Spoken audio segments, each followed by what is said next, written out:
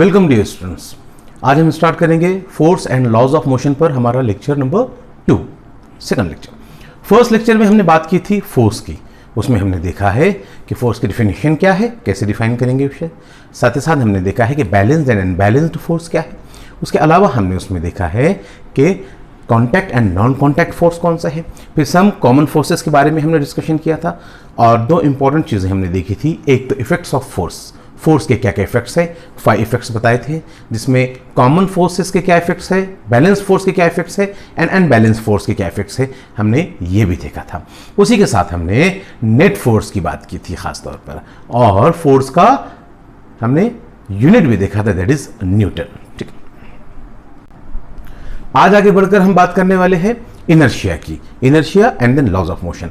Actually laws of motion में हम Newton का first law of motion start करने जा रहे हैं, जो कि लॉ ऑफ इनर्शिया भी कहलाएगा या फिर गैलीलियोज लॉ ऑफ इनर्शिया भी कहलाएगा, क्योंकि ये लॉ इनर्शिया का सबसे पहले गैलीलियो ने दिया था।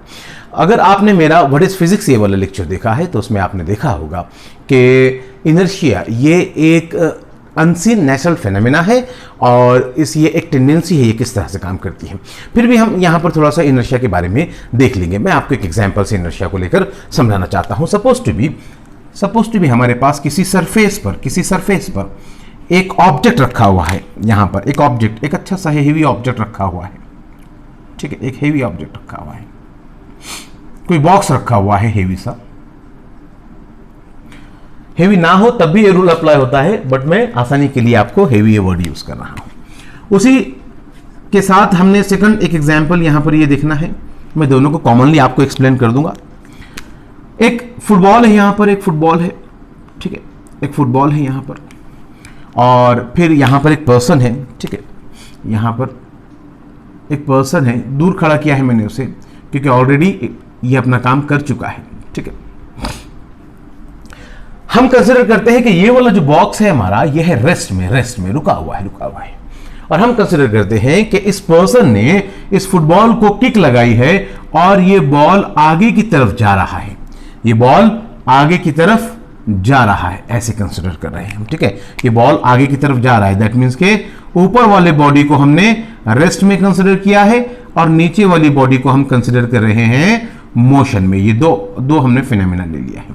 ऊपर वाला रेस्ट में है और नीचे वाला बॉडी, ये फुटबॉल हमारा ये है मोशन में। इसने जो है स्पीड से किक किया है इसे, और यहाँ पर जो है ऐसे गोल लगा हुआ है और यहाँ पर इसके सामने एक गोलकीपर खड़ा हुआ है। अब इस गोलकीपर का टारगेट क्या है ये भी हमको देखना है। सबसे पहले देख लीजिए कि अगर फॉर एग्जाम्पल यहाँ पर ये जो ऑब्जेक्ट रेस्ट में है, अगर इसे हमें यहां से यहां शिफ्ट करना है, ये एक बॉक्स है, इस बॉक्स को यहां से यहां पर शिफ्ट करना है, तो हमको क्या करना पड़ेगा, इस बॉक्स के ऊपर फोर्स लगाना पड़ेगा। क्या करना पड़ेगा, इसको ऊपर हमको फोर्स लगाना पड़ेगा। हम फोर्स अप्लाई करेंगे इसके ऊपर इस डायरेक्शन में, तब ये कहीं आगे जाकर मूव होगा। तो हमने क्या देखा, हमने ये देखा कि एक रेस्ट वाली बॉडी को अगर मोशन में लाना है तो हमको क्या अप्लाई करना है, उस पर फोर्स अप्लाई करना है, फोर्स। ठीक है, फिर ये देखा है हमने कि ये बॉल जो है तेजी से इस गोलकीपर के गोल की तरफ आ रहा है और इस गोलकीपर को उसे रोकना है, यानी इसके मोशन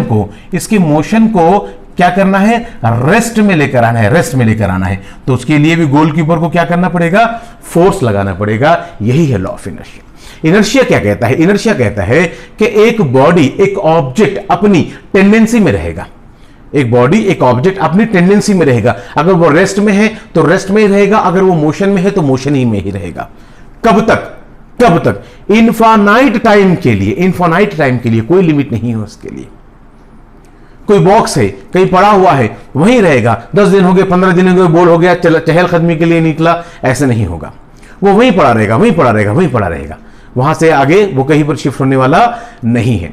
रेस्ट वाली बॉडी रेस्ट में ही रहेगी। उसे हम कहते हैं लॉ ऑफ इनर्शिया या फिर टेंडेंसी। ये एक टेंडेंसी है। ठीक है, अब उसी के साथ एक बॉडी अगर मोशन में है तो वो इनफाइनाइट टाइम के लिए मोशन में रहेगी। आप ये प्रैक्टिकली थोड़ा सा जो है डाइजेस्ट नहीं होता है आसानी से। क्यों नहीं होता है, क्योंकि यूजुअली हम ऐसा नहीं देखते हैं। जैसे कि फॉर एग्जांपल एक फुटबॉल है और हमने उसे किक लगा दिया, तो देखते हैं कि थोड़ी दूर जाने के बाद वो रुक जाता है। बट प्रैक्टिकली लॉ उस पर अप्लाई है। क्या है कि बॉडी अगर रेस्ट में है और उसको मोशन में लाना है तो एक्सटर्नल फोर्स देना पड़ेगा, बॉडी अगर जो है रेस्ट में है और मोशन में लाना है तो भी एक्सटर्नल फोर्स, और मोशन में है रेस्ट में लाना है भी तो एक्सटर्नल फोर्स। तो वो जो फुटबॉल था जिसको हमने किक लगाई थी, जो मोशन में जा रहा था 2 मीटर पर सेकंड की वेलोसिटी से किसी डायरेक्शन में जा रहा था, वो ऑटोमेटिक कैसे रुका? नहीं, वो ऑटोमेटिकली नहीं रुका, उस पर एक एक्सटर्नल फोर्स ने काम किया ही है। वो एक्सटर्नल फोर्स कौन है? वो एक्सटर्नल फोर्स है force of friction. Last lecture में थोड़ा सा इंट्रोडक्शन दिया है, आगे फ्रिक्शन पर हमारे पास जो है 11th-12th में पूरा की पूरा चैप्टर का कंसेप्ट आएगा, दैट मींस के बहुत बड़ा डिटेल आएगा उसका। अब देखिए यहां पर ये फुटबॉल जब आगे की तरफ जा रहा है तो फुटबॉल नीचे जमीन पर जैसे जैसे गुजरता हुआ जा रहा है तो इस सरफेस पर पीछे की तरफ उसको एक फोर्स लग रहा है, वो है फ्रिक्शन फोर्स। और फ्रिक्शन फोर्स की खास बात क्या है? उसका अपना नेचर क्या है? उसका अपना नेचर यह है कि इट अपोजेस द मोशन। उसका काम ही है मोशन को अपोज करना। कोई ऑब्जेक्ट अगर राइट में जा रहा है तो उस पर लेफ्ट में फ्रिक्शन लगता है, कोई लेफ्ट में जा रहा है तो उस पर राइट में फ्रिक्शन लगता है। आगे सर्कुलर मोशन एक कंसेप्ट है, उसमें आप देखोगे कि अगर सर्कुलर मोशन यानी एक टर्न पर आप गाड़ी ऐसे टर्न कर रहे हो, और गाड़ी अगर टर्न करते करते ट्रैक से छूटकर उधर स्लिप होने लगी तो उसको फ्रिक्शन इधर लगता है मेंटेन करने के लिए। अगर गाड़ी ज्यादा ही आपने झुका दी और इधर स्लिप हो रही है तो उसको उधर साइड फ्रिक्शन लगता है मेंटेन करने के लिए। तो फ्रिक्शन का टेंडेंसी ही ये है। क्या है फ्रिक्शन का टेंडेंसी? कि जिस डायरेक्शन का मोशन है फ्रिक्शन उसके अपोजिट में काम करेगा, फ्रिक्शन उसके अपोजिट में काम करेगा। तो मोशन इधर जा रहा है इसलिए फ्रिक्शन इधर लग रहा है, इस वजह से ये रुका ऑब्जेक्ट। हम समझते हैं कि ऑटोमेटिकली रुका है, नहीं, एक्सटर्नल फोर्स है फ्रिक्शन उस पर। फ्रिक्शन कैसा फोर्स है? उस पर एक्सटर्नल फोर्स ही है। तो ये है लॉ ऑफ इनर्शिया और इसे ही कहते हैं हम Newton's first law of motion, या फिर गैलीलियोज लॉ ऑफ इनर्शिया भी इसी का नाम है। क्या है इसका कंसेप्ट? इसका कंसेप्ट ये है कि एक ऑब्जेक्ट अगर मोशन में है तो वो मोशन में ही रहेगा, और अगर ऑब्जेक्ट अगर रेस्ट में है तो वो रेस्ट में ही रहेगा। कब तक? उस वक्त तक जब तक कि उस पर कोई एक्सटर्नल फोर्स अप्लाई ना कर दे। ये बॉडी रेस्ट में ही रहेगी कब तक? जब तक कि फोर्स लगाकर इसको मोशन में ना ले आए। ये बॉडी मोशन में ही रहेगी कब तक? जब तक कि फोर्स। अब ये वाला प्रैक्टिकली हमारे पास इंप्लीमेंट नहीं होता है सरफेस पर अर्थ के, इसके लिए स्पेस जाना पड़ता है। स्पेस में जाकर किसी ऑब्जेक्ट को आपने अगर थ्रो किया और उसको कोई वेलोसिटी दे दी तो इनफाइनाइट टाइम के लिए वो स्पेस में ही घूमता रहेगा। आपने सुना होगा कि अभी साइंटिस्ट का ये डिस्कशन भी चल रहा है कि स्पेस में बहुत ज्यादा गार्बेज हो गया है, बहुत ज्यादा कचरा हो गया है। बहुत सारे जो है सैटेलाइट्स वगैरह के टूटे फूटे पार्ट या फिर कुछ भी ऐसी चीजें जो निकल जाती है या फिर एस्ट्रोनॉमर्स के हाथ से छूट जाती है कोई चीजें, वो स्पेस के अंदर घूम रही है। 1 या 2 इंच से ज्यादा कई जो है 2 या 3 करोड़ पीसेस जो है अभी स्पेस के अंदर घूम रहे हैं। कुछ दिन पहले का रिसर्च था, उसको कलेक्ट करने के लिए जो है स्ट्रेटेजी बनाई जा रही है स्पेस में। क्योंकि स्पेस में कोई चीज अगर छूट गई, दैट मींस कि कोई चीज अगर मोशन में आ गई, वो इनफाइनाइट टाइम के लिए मोशन में आ जाएगी। क्यों? क्योंकि अदर फोर्सेस नहीं है ना, फ्रिक्शन वगैरह नहीं लगता है ना उसको, वहां पर फ्रिक्शन, एयर भी नहीं होता है यहाँ पर। हमारे पास तो एयर फ्रिक्शन भी होता है। जैसे कि फॉर एग्जाम्पल बचपन में आपने देखा होगा, या अभी भी आप छोटे ही हैं, अभी भी आप ऐसे ही करते होंगे कि कागज वगैरह के जो है अगर आप प्लेन वगैरह बनाते हैं और उसको ऐसे फेंकते हैं हवा के अंदर, तो क्या होता है? वो हवा के डायरेक्शन के साथ जो है, हवा के साथ जो है उसकी डायरेक्शन चेंज हो जाती है और फिर वो बाद में नीचे भी गिर जाता है। क्यों गिर जाता है? आपने फेंक दिया, वेलोसिटी दे दी, तो लॉ ऑफ इनर्शिया क्या बोलता है? वो तो जाना ही चाहिए, जाना ही चाहिए, जाना चाहिए, मगर रुक क्यों गया? क्योंकि एयर ने इस पर फ्रिक्शन लगाया। तो एयर फ्रिक्शन ये भी एक कॉमन फोर्सेस के अंदर आता है। तो ये ही है आपका लॉ ऑफ इनर्शिया एंड जो है Newton's first law of motion. ठीक है, बना लीजिए आप इसको, वीडियो पॉज करके 2 मिनट के लिए, और 1-2 सेंटेंस अपने लिख लेना इस पर। अब प्रैक्टिकल एप्लीकेशंस क्या है Newton's first law of motion के? तो बहुत ही प्रैक्टिकल एप्लीकेशंस हम देख सकते हैं इसके। जैसे कि फॉर एग्जांपल आप किसी बस में बैठे हैं, बस अभी रुकी हुई है, रेस्ट में है, आप उस पर एक बेंच है, ज़्यादा पीछे सपोर्ट वगैरह कंसिडर मत कीजिए, एग्जाम्पल है तो आपको थोड़ा सा अंदाजा आने के लिए। एक बेंच है सिंपल सी, आप उस पर एकदम रिलैक्सली बैठे हैं, ठीक है, और एकदम एक झटके से बस स्टार्ट होती है। क्या होगा? What will happen with you? क्या होगा आपके साथ? हाँ, आपका बैलेंस आउट होगा, मगर किधर होगा? सामने होगा या पीछे होगा? आप बैठे हुए हैं और बस आगे की तरफ निकली एक झटके के साथ, क्या होगा? होगा ये कि आपका बैलेंस पीछे के साइड जो है आउट होगा, पीछे के साइड ऐसे झुक जाएंगे आप। क्यों होगा ऐसे? इसलिए होगा क्योंकि आप जिस तरह से एक बैठे थे, अपनी बॉडी थी, आपकी बॉडी इस तरह से जो है, यहां पर आप इसमें बेंच है, बेंच के ऊपर आप रेस्ट में बैठे हुए हैं और ये पूरा सिस्टम है, बस है आपकी, बस आगे निकल गई, बस आगे निकल गई, मगर आपकी बॉडी इनर्शिया के रूल के हिसाब से, न्यूटन्स फर्स्ट लॉ के हिसाब से जो है ये रेस्ट में ही रहना चाहेगी, क्योंकि इस पर पर्सनली फोर्स नहीं लगा है, सिस्टम पर फोर्स लगा है, इस पर नहीं लगा पर्सनली। तो बाद में तो जो है वो बस के साथ चले ही जाएंगे आप, ऐसे तो होगा नहीं कि बस तो पहुंच गई और आप वहीं के वहीं रुके हैं, नहीं, रिलेटिव मोशन भी तो कोई चीज है, वो आगे आएगा। फिलहाल ये समझाना है मुझे आपको, वो जो झटका लगता है इंस्टेंटली जो है, वो क्यों लगता है? क्योंकि आप रेस्ट में रहना चाहते हैं और सिस्टम आगे चला जाता है, तो आप अपनी जगह पर ही रहते हैं एक फ्रैक्शन ऑफ टाइम के लिए और सिस्टम थोड़ा सा आगे बढ़ने की कोशिश कर देता है, इस वजह से आपका पीछे बैलेंस आउट हो जाता है। वही आप कंसीडर कर लीजिए कि बस स्पीड में जा रही है और आप बैठे हुए उसी बेंच पर और अचानक बस रुक जाती है, अब आप किधर जाते हैं? अब आप आगे की तरफ, आपको बैलेंस होता है, बैलेंस आउट होता है। ऐसा क्यों?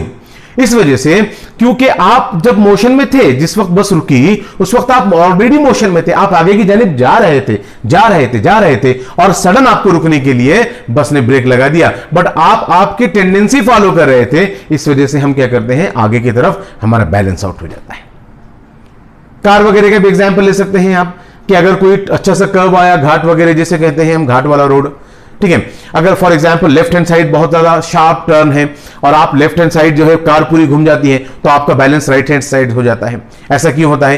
क्योंकि एक्चुअली आप अपनी पोजीशन पर रहना चाहते हैं और वैसे ही रहते हैं, और जो है कार लेफ्ट साइड टर्न हो जाती है और आप अपनी तरफ रहते हैं, तो उस वजह से राइट साइड आपका बैलेंस आउट हो जाता है मेंटेन करने के लिए, और वही राइट साइड अगर कार टर्न होती है तो लेफ्ट साइड आपका बैलेंस आउट हो जाता है। उसके अलावा practical applications, Newton's first law of motion में आप देख सकते हैं कि कैरम बोर्ड वगैरह खेलते हैं, कैरम बोर्ड है ना, कैरम खेलते हैं, तो कैरम खेलते समय क्या होता है, अगर फॉर एग्जांपल एक के नीचे एक पूरे कॉइन्स जमे हुए हैं और लास्ट वाले कॉइन, ऑफ कोर्स लास्ट वाले कॉइन पर ही मारेंगे आप, एयर में तो नहीं उठाएंगे उसको, स्ट्राइकर को, लास्ट वाले कॉइन को जब आप शार्पली हिट करते हैं तो देखते क्या है, क्योंकि फोर्स लास्ट वाले कॉइन पर लगा, लास्ट वाला कॉइन ही आगे निकल जाता है और वो बाकी पूरी लाइन जो होती है ना, वो फटक से नीचे उतर जाती है। नेक्स्ट थोड़ा बहुत इफेक्ट होता है क्योंकि उतना शार्प हम काम नहीं करते हैं, क्योंकि आपने वो देखा होगा, वो भी एक जो है आपने गेम देखा होगा कि एक टेबल के ऊपर जो है प्लेट्स या फिर ग्लास वगैरह रखे होते हैं, ठीक है, टेबल के ऊपर, और फिर उसके जो है ग्लास और टेबल के बीच में कपड़ा रखा होता है और कपड़े को शार्पली ऐसे खींचा जाता है, तो उसके ऊपर जितनी भी चीज रहती है वो फटाक से जो है वापस टेबल पर बैठ जाती है। अगर प्रॉपर फोर्स ने, आप घर में प्रैक्टिकल करके देखेंगे अगर, और प्रॉपर फोर्स ने लगाएंगे तो पूरी चीजें तोड़फोड़ कर देंगे आप, बट ये भी एक प्रैक्टिकल एप्लीकेशन है उसका। ऐसे कई एप्लीकेशंस, इवन बहुत अच्छी बात है, बहुत अच्छे एग्जांपल है कि पेड़ हिलाकर जो फ्रूट हम तोड़ते हैं यूजुअली, पेड़ हिलाकर, वो क्यों होता है? वो भी लॉ ऑफ इनर्शिया की वजह से होता है, क्योंकि पेड़ हिलता है पर फ्रूट अपनी जगह पर प्रेजेंट रहना चाहता है, fruit law of inertia follow करता है, रेस्ट है तो रेस्ट पर रहना चाहता है, तो उससे जो डंडी अटैच होती है ना, वो जो है क्या होती है, हिलने लगती है। दैट मीन्स के फ्रूट वहीं रहता है और वो हिलने लगती है, तो फ्लेक्सिबिलिटी नहीं आती है दोनों के अंदर। क्या नहीं आती है दोनों के अंदर? Wait a minute. इसके अलावा अगर कोई आपके पास कोई क्लॉथ वगैरह है या कोई कारपेट वगैरह है, ठीक है, और उस पर डस्ट वगैरह जमी होती है, ठीक है, जब इस तरह से उसे हम झटकते हैं तो फिर डस्ट क्यों इससे अलग हो जाती है? क्यों? क्योंकि ये कपड़ा जाता है पीछे की तरफ, कपड़ा जाता है फोर्सफुली पीछे की तरफ, और इस पर जो डस्ट रहती है वो अपनी ही जगह पर रिमेन कांस्टेंट रहने की कोशिश करती है, लॉ ऑफ इनर्शिया। मगर ऐसा पॉसिबल नहीं है कि वो एयर में रुक जाए, इस वजह से वो इससे नीचे गिर जाती है, इससे हट जाती है, ठीक है। तो ये सब प्रैक्टिकल एप्लीकेशंस है Newton's first law of inertia के, और बहुत सारे और भी जो है आप अंदाजा लगा सकते हैं कि किस तरह से प्रैक्टिकल एप्लीकेशंस इसके रहेंगे। देन आफ्टर सेकंड जो कंसेप्ट हम स्टार्ट करेंगे वो है इनर्शिया एंड मास, ठीक है। क्या स्टार्ट करने जा रहे हैं हम? Inertia and mass. Inertia and mass. देखिए, कंसीडर कीजिए कि ये सरफेस है, ये एक सरफेस है, और उसी तरह ये भी एक सरफेस, मतलब कोई भी चीज, कोई टेबल रखा हुआ है या फिर जमीन है, ठीक है ना, कोई भी चीज रखी हुई है, सरफेस है कुछ मतलब रखने के लिए। इसके ऊपर जो है यहां पर हम देखते हैं कि एक बॉल रखा हुआ है, एक बॉल रखा हुआ है, और ये स्पंज का बॉल है। वो स्पंज का बॉल आता है ना, जो है येलो कलर का स्पंज बॉल होता है ना, स्माइलिंग फेस बना होता है उसके ऊपर, कंसिडर कर लीजिए कि वो स्पंज का बॉल है। और एक और एग्जाम्पल आपने यहां पर कंसिडर करना है कि एग्जैक्टली सेम साइज का एक जो है हमारे पास आयरन बॉल है, आयरन बॉल, सेम साइज का हमारे पास एक आयरन बॉल है, आयरन बॉल लोहे का, ठीक है। ये आयरन है, आयरन बॉल है, और ये वाला क्या है? ये स्पंज बॉल है, स्पंज, या फिर जो है रबर का भी कंसिडर कर सकते हैं आप, ठीक है, रबर, स्पंज कुछ भी कंसिडर कर सकते हैं आप, ठीक है। इस टाइप से दो बॉल है हमारे पास, दोनों अपना साइज सेम रखते हैं, दोनों का एग्जैक्टली साइज सेम है। क्या दोनों का मास भी सेम रहेगा? मास सेम रहेगा दोनों का, यानी आपको अगर इसे आगे मूव करना है, इसे आगे मूव करना है, तो अगर फॉर एग्जांपल जो है 2 न्यूटन फोर्स आपने लगाया है, ये आगे मूव हो गया है, तो इसको भी उतनी ही वेलोसिटी, उतनी ही स्पीड के साथ आगे मूव करना है, तो क्या 2 न्यूटन फोर्स इस पर भी लगाएंगे तो दोनों सेम स्पीड से आगे मूव होने लगेंगे? दोनों सेम स्पीड से नहीं, इसके ऊपर आपको ज्यादा फोर्स लगाना पड़ेगा, मे बी कि इसके ऊपर आपको 20 न्यूटन फोर्स लगाना पड़ेगा फॉर एग्जांपल 20 टाइम्स हो, उसका वेट ऐसे कंसिडर नहीं है, मास उसका 20 न्यूटन, बट इसके ऊपर फोर्स लगाना पड़ेगा। क्यों? क्योंकि इसका मास ज्यादा है और इसका मास कम है। तो मास किसका ज्यादा है? जिसका इनर्शिया ज्यादा है उसका मास कम है, यानी जो अपनी पोजीशन को रेजिस्ट कर रहा है। इनर्शिया मतलब क्या है? Tendency to resist its position, that means के to resist the position of rest if the body is in rest, and to resist the position of motion if the body is in motion. Motion में है body, तो motion को resist करना चाहेगा, रुकना नहीं चाहेगा, और अगर बॉडी अगर रेस्ट में है तो रेस्ट में रहना चाहेगा, मूव नहीं होना चाहेगा। इसको क्या कहते हैं हम? इनर्शिया की tendency.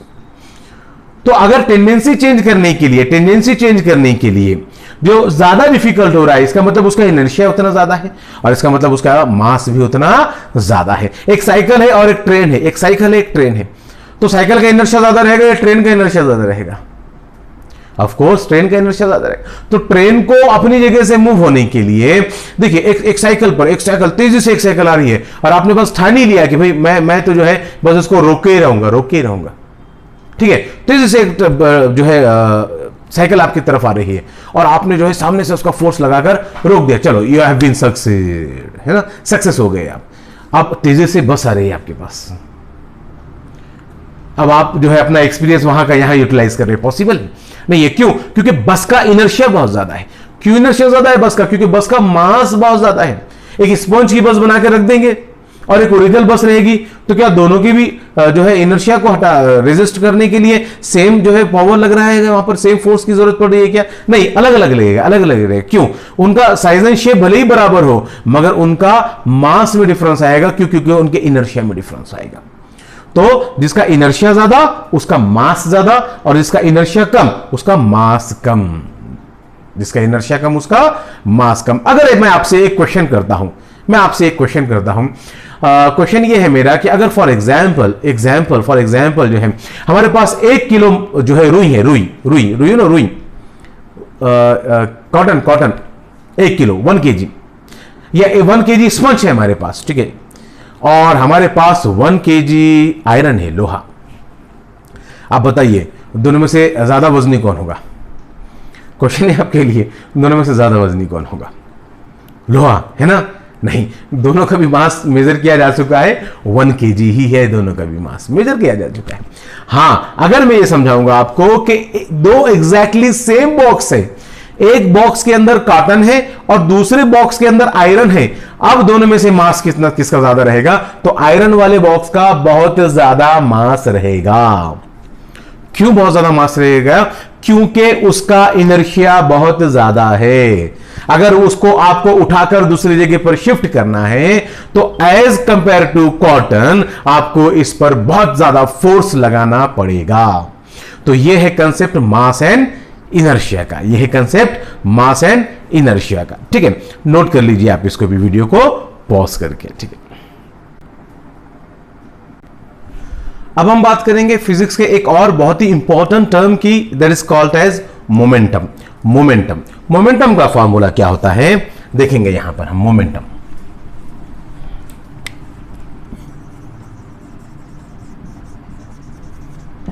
Momentum is equals to mass into velocity. अगर कोई आपसे पूछे कि मोमेंटम क्या है, तो मोमेंटम को आप कहेंगे कि it is the product of mass and velocity of an object. एक ऑब्जेक्ट के मास और उसकी वेलोसिटी का ये प्रोडक्ट है। इसको हम P से रिप्रेजेंट करते हैं, P से। P is equals to m into V, mass into velocity. P ये वेक्टर फिजिकल क्वांटिटी है क्योंकि वेलोसिटी वेक्टर फिजिकल क्वांटिटी है, ठीक है ना। तो यहां पर मोमेंटम का मैग्नीट्यूड भी रहेगा और साथ ही साथ मोमेंटम का डायरेक्शन भी रहेगा। अब मोमेंटम का डायरेक्शन क्या रहेगा? मोमेंटम का डायरेक्शन वही रहेगा जो आपके वेलोसिटी का डायरेक्शन रहेगा, जो आपके वेलोसिटी का डायरेक्शन रहेगा। चलिए, मोमेंटम क्या है और उसका फिजिकल सिग्निफिकेंस क्या है? देखिए, फिजिक्स के जितने भी टर्म्स हम सीखते हैं, हमको साथ ही साथ उनके फिजिकल सिग्निफिकेंस को अंडरस्टैंड करना बहुत ज्यादा जरूरी है। अगर हम उनका फिजिकल सिग्निफिकेंस नहीं सीखेंगे तो उनका इंप्लीमेंटेशन हमको समझ में नहीं आएगा, और अगर इंप्लीमेंटेशन समझ में नहीं आएगा तो नेक्स्ट टॉपिक में वो कैसे हमारे सामने यूटिलाइज होते हैं उसका भी हमको जजमेंट नहीं आएगा। देयरफॉर हमने फिजिकल सिग्निफिकेंस जरूर सीखना है फिजिक्स के हर टर्म का। तो यहां पर अब हम जैसे कि प्रैक्टिकल एप्लीकेशंस जिसे कहते हैं, अब हम यहां पर फिजिकल सिग्निफिकेंस सीखेंगे मोमेंटम का। देखिए, एक एग्जांपल देता हूं मैं आपको। Suppose to be for example जो है यहां पर एक कार है यहां पर एक कार है, ठीक है, एक कार है, एक बड़ी सी कार है, एक बड़ी सी ट्रक है, एक ट्रक, चलो ठीक है, एक ट्रक बना दिया है हमने, एक बड़ा सा ट्रक बना दिया है यहां पर हमने, है ना। अब आप बना लीजिए बाद में अच्छा सा इसको, एक बड़ा सा ट्रक है यहां पर, कितने टायर लगाते हैं लगा लीजिए, और एक छोटी सी जो है क्यूट सी एक कार है सपोज टू बी यहां पर हमारे पास, ठीक है, छोटी सी क्यूट सी कार है और ये एक बड़ा सा भारी जो है ट्रक है। अब हम क्या देखते हैं, अगर फॉर एग्जांपल हमने इन दोनों को मास को देखा तो मैं कह रहा हूं कि ये जो ट्रक है इसका जो मास है वो मास है इसका 350 किलोग्राम। कितना मास है इसका? 350 किलोग्राम। और ये जो हमारी कार है इसके पास भी मास है, मगर इसका मास है 100 किलोग्राम। इसका मास क्या है? 100 किलोग्राम। खास बात क्या है? खास बात यह है, ग्रीन पेन वाली खास बात है, यानी ग्रीन पेन से लिख रहा हूं मैं। दैट मींस के वेलोसिटी जो है इसकी 5 मीटर पर सेकंड है ट्रक की, और इस कार की वेलोसिटी भी जो है 5 मीटर पर सेकंड है। दोनों की वेलोसिटी सेम है, दोनों की वेलोसिटी सेम है, मगर दोनों का मास अलग अलग है। इसका मास कम है, इसका मास ज्यादा है। तो अब मैं आपसे अगर पूछता हूं कि मोमेंटम किसका ज्यादा रहेगा? मोमेंटम किसका ज्यादा रहेगा? तो हम लिखते हैं कि P is equals to m into v. यहां पर भी P is equals to m into v. इसका भी इस फॉर्मूले से कैलकुलेट करेंगे, इसको भी इस फॉर्मूले से कैलकुलेट करेंगे। क्या मिलेगा आपको? आपको मिलेगा 355 टाइम्स। कितना होगा? 4 टाइम्स 1400 होगा, और फिर उसके बाद जो है 350 मिला देंगे तो कितना हो जाएगा? 1400 और प्लस 300 कंसिडर कर लीजिए, ठीक है ना। 1700 एंड 1750 और यहां पर हम कैलकुलेट करेंगे। इसका मास है 100 और इसका वेलोसिटी है सेम 5। वेलोसिटी कितना है इसका? सेम है 5। कितना हो जाएगा ये हो जाएगा 500, ये हो जाएगा 500, ये 1750 और ये हो गया 500। इसका मोमेंटम आ गया 1750, इसका आ गया 500। क्या? न्यूटन, किलोग्राम, मीटर, यूनिट लगाना पड़ेगा ना, तो यूनिट लगाएंगे हम। मास का यूनिट है किलोग्राम, केजी। मास का यूनिट है किलोग्राम। वेलोसिटी का यूनिट है मीटर पर सेकंड, तो इसका यूनिट बन जाएगा किलोग्राम मीटर पर सेकंड, ठीक है। उसी तरह यहां पर भी आ जाएगा ये 500 किलोग्राम मीटर पर सेकंड। इन दोनों के मोमेंटम में डिफरेंस आ जाएगा, अब मोमेंटम में डिफरेंस क्या आ जाएगा? फिजिकल सिग्निफिकेंस समझते हैं, उसका फिजिकल मीनिंग समझते हैं। सपोज टू बी 100 किलोग्राम की एक कार है और वो जो है 5 मीटर पर सेकंड की स्पीड से जाते हुए एक दीवार से टकरा जाती है। दीवार को डैमेज होगा? ऑफकोर्स होगा, कार को भी होगा, बट अभी हम फिलहाल एक साइड देख रहे हैं, दीवार का डैमेज देख रहे हैं। उसी हिसाब से जो है अगर ये 350 किलोग्राम का ट्रक उतनी ही स्पीड से जा रहा है, मगर इसका मास ज्यादा है, ये 5 मीटर पर सेकंड की स्पीड से जा रहा है और ये जाकर दीवार को टकराता है तो अब उस दीवार पर ज्यादा डैमेज होगा, क्योंकि इसका मोमेंटम ज्यादा है। बात समझ में आ रही है आपके? इसका मोमेंटम ज्यादा है। पॉज करके इसे बना लेना। देन कुछ और एग्जांपल्स देखते हैं हम।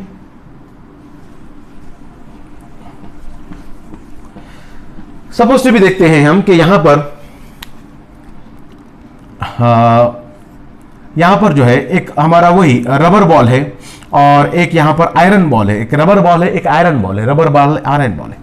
हमने जो है 15 मीटर पर सेकंड की स्पीड से, 15 मीटर पर सेकंड की स्पीड से और इसको भी 15 मीटर पर सेकंड की स्पीड से किसी को दे मारा हमने, दोनों भी, रबर बॉल भी और आयरन बॉल भी। ये आयरन बॉल है, आयरन बॉल है, और ये क्या है, रबर बॉल है, रबर बॉल है, ये आयरन बॉल। हमने 15 मीटर पर सेकंड की स्पीड से किसी को दे मारा, क्या होगा, किसमें डैमेज ज्यादा होगा, आयरन बॉल में या रबर बॉल में? ऑफ कोर्स आयरन बॉल में ज्यादा जो है डैमेज होगा। क्यों आयरन बॉल में? क्योंकि इसका मोमेंटम ज्यादा है, इसका मोमेंटम ज्यादा है। अभी तो हमने मास के अकॉर्डिंगली मोमेंटम को देखा है, अब हम वेलोसिटी के अकॉर्डिंगली भी देख सकते हैं। कैसे, जरा समझ जाइए एक और एग्जांपल को। यहां पर मेरे पास एक और छोटे से एग्जांपल को समझने की कोशिश कीजिए। सपोज टू बी हमारे पास यहां पर जो है क्या है, ओके, यहां पर एक वुडन स्टिक है, एक वुडन स्टिक है, यहां पर एक लकड़ी का ऐसा टुकड़ा है, यहां पर एक वुडन स्टिक है और यहां पर भी वही वुडन स्टिक है। कितना है ये? 0.2 kg का है, 0.2 kg यानी 200 ग्राम का है ये, फॉर एग्जांपल 200 ग्राम, दोनों भी ठीक है। हमने ऊपर वाले को क्या किया है, ऊपर वाले इस स्टिक को किसी को दे मारा है हमने। यहां पर एक आदमी खड़ा है, यहां पर एक आदमी खड़ा है और यहां पर भी एक आदमी खड़ा है, ठीक है।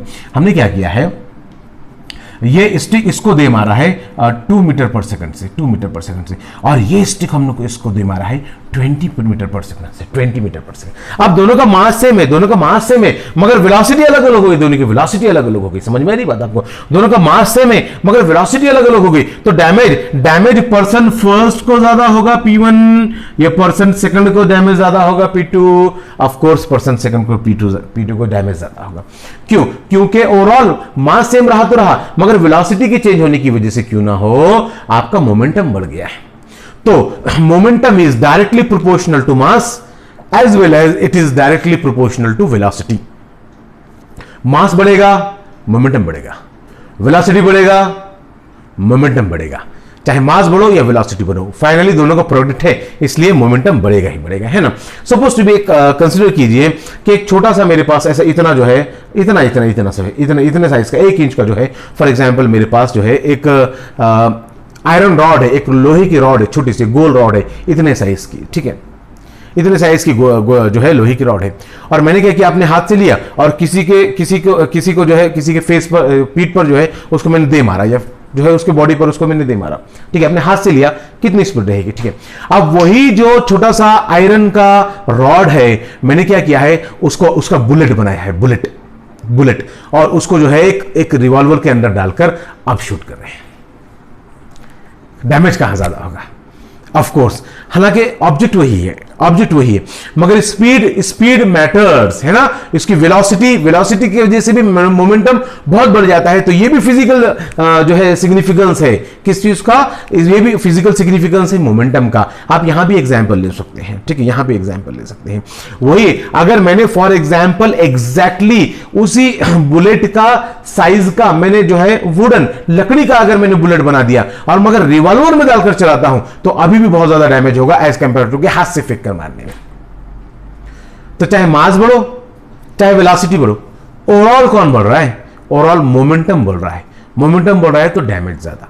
तो समझ लीजिए यहां पर अगर बॉडी मोशन में है, बॉडी रेस्ट में है तो मोमेंटम कितना है? 0। मास निग्लिजिबल है, मोमेंटम कितना है? 0। समझ लीजिए कि एक यहां पर जो है इतनी बड़ी बॉडी है, ये 500 किलोग्राम की बॉडी है, 500 किलोग्राम की, मगर किसमें है? रेस्ट में है, रेस्ट में। तो momentum is equals to mass into velocity, mass 500, velocity 0 is equal to momentum 0, ठीक है। अगर कोई निग्लिजिबल मास और वेलोसिटी बहुत ज्यादा है, निग्लिजिबल मास यानी कोई भी, जैसे कि वायरसेस वगैरह घूमते हैं ना हवा में, कोरोना वायरस, कोविड-19, तो जो है कोई निग्लिजिबल मास है और वो जो है कुछ वेलोसिटी के साथ जो है क्या कर रहा है, कुछ वेलोसिटी के साथ वो जो है मोशन में है, और अगर जाकर कहीं पर टकराएगा वैसे तो कोरोना वायरस बहुत ज्यादा डैमेज करेगा, मगर फिजिकली डैमेज की बात कर रहा हूं मैं, फिजिकली डैमेज। अगर उसका mass negligible, if mass is negligible then the momentum is zero, है ना। जैसे कि for example suppose to be हमने यहां पर इसको कंसीडर कर लिया है, एक पॉइंट कंसीडर किया है with negligible mass, mass is approximately zero. Mass कितना लिया है हमने? Approximately zero. इसको वेलोसिटी दे दी है हमने 5 मीटर पर सेकंड, वेलोसिटी दे दी है।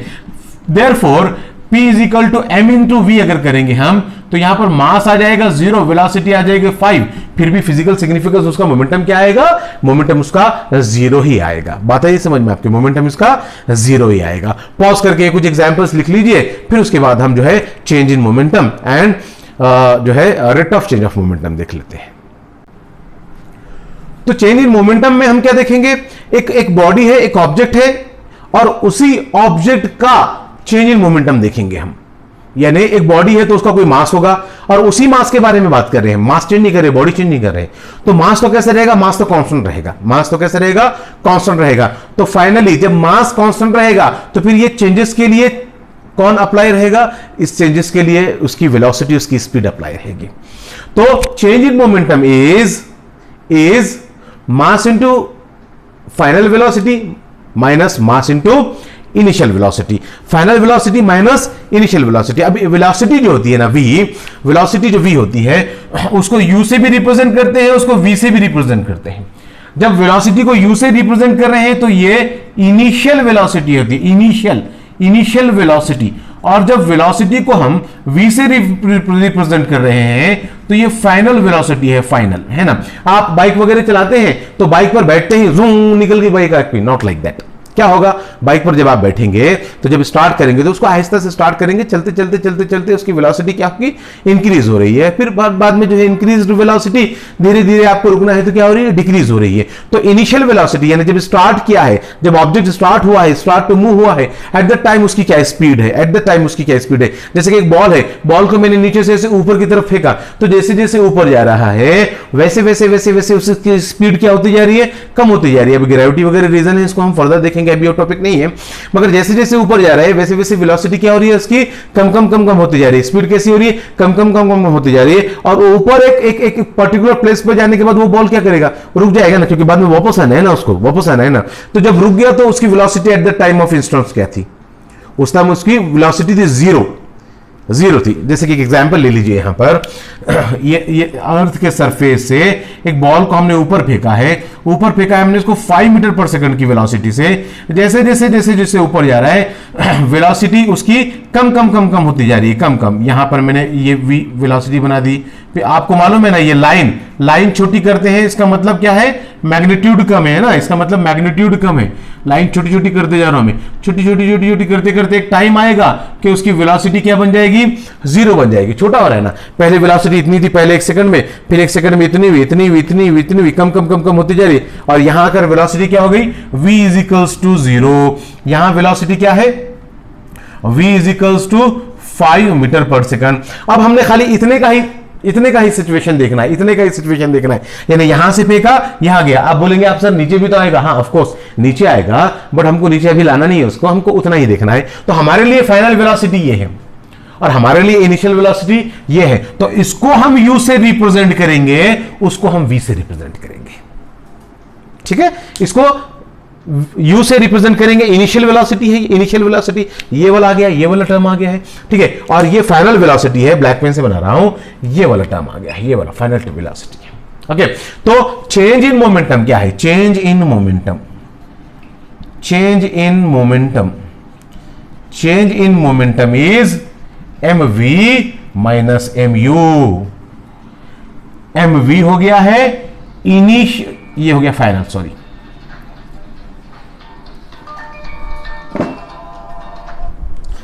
ये हो गया है final momentum, final momentum minus initial momentum, initial momentum, initial momentum, ये हो गया चेंज इन मोमेंटम। एग्जांपल देता हूं मैं आपको, इसका एग्जांपल देता हूं।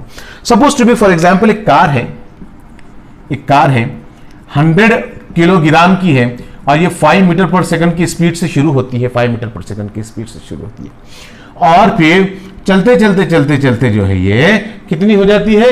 चलते चलते इसकी स्पीड जो है, फॉर एग्जांपल यहां पर क्या हो रही है, इसकी स्पीड इंक्रीज हो गई है और ये 15 मीटर पर सेकंड पर हो गई कुछ टाइम के बाद। मास तो इसका 100 किलोग्राम ही रहेगा और स्पीड कितनी हो गई इसकी स्पीड हो गई 15 metre per second.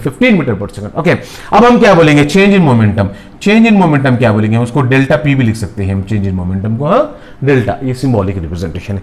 Delta p is equals to mv minus mu।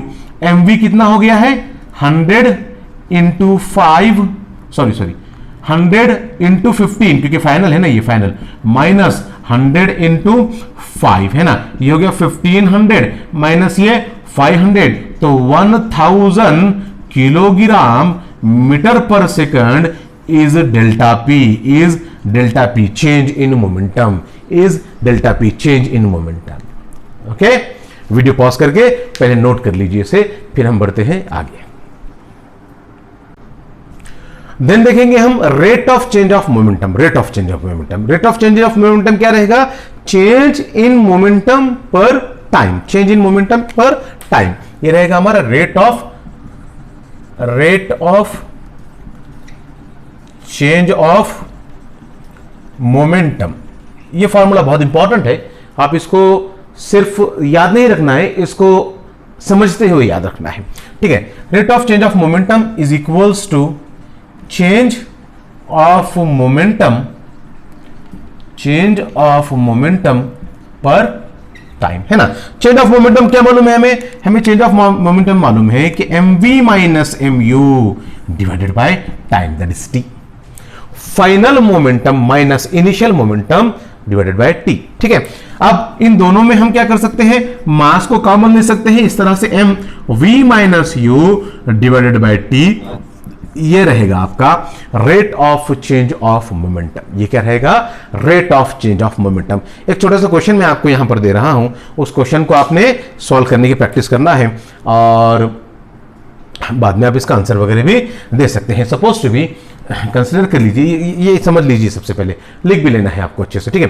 Consider कर लीजिए कि फॉर एग्जांपल एक कार है, यहां पर एक कार है जिसका वेट 100 किलोग्राम है, 100 किलोग्राम है। मास इसका, सॉरी वेट बोल दिया मैंने गलती से, एक्चुअली मास एंड वेट में भी डिफरेंस है, वो बताऊंगा मैं आपको नेक्स्ट लेक्चर में। इसका मास जो है 100 किलोग्राम है, 100 किलोग्राम मास है इसका, 100 किलोग्राम, एंड देन इसकी वेलोसिटी है 2 मीटर पर सेकंड, और कुछ बढ़ते ये 15 सेकंड में, टाइम कितना लिया है हमने, 15 सेकंड में इसका मास जो है 100 किलोग्राम से इसका मास 500 किलोग्राम हो जाता है 15 सेकंड में। पॉसिबल है? नहीं, पॉसिबल नहीं। मास कैसे चेंज होगा, उसका मास तो वही रहेगा, मास इसका 100 किलोग्राम ही रहेगा, मगर चेंज क्या हो रहा है, इसकी वेलोसिटी बढ़ गई, इसकी वेलोसिटी हो गई 10 मीटर पर सेकंड। वेलोसिटी कितनी हो गई इसकी, 10 मीटर पर सेकंड बढ़ गई इसकी फाइनल वेलोसिटी। अब फाइनल वेलोसिटी बढ़ गई तो फाइनल मोमेंटम भी बढ़ गया, है ना। तो इस हिसाब से अगर हमने इसको कैलकुलेट करना है तो आपने मुझे बताना है कि rate of change of momentum इसका क्या आ रहा है, आपको इस फॉर्मूले में फिट करना है उसे और उसे कैलकुलेट करके बताना है मुझे, ठीक है। तो चलिए आज का ये लेक्चर यहीं पर हमारा हम स्टॉप करेंगे, एंड देन वेरी नेक्स्ट हमारा रहेगा Newton's second law of motion, वो हम नेक्स्ट लेक्चर में लेंगे। वहां पर हमको थोड़ी सी मोमेंटम की जरूरत पड़ सकती है, देयरफॉर पहले हमने मोमेंटम देख लिया है। Thank you very much for your concentration. Notebook lecture के लास्ट में बोल रहा हूं कि स्टार्टिंग में समझ लीजिए आप कि नोटबुक और पेन लेकर बैठना और लिखने के साथ साथ अपने रनिंग नोट्स के साथ साथ कुछ पॉइंट्स अपने जरूर बनाना, चलिए, थैंक यू वेरी मच।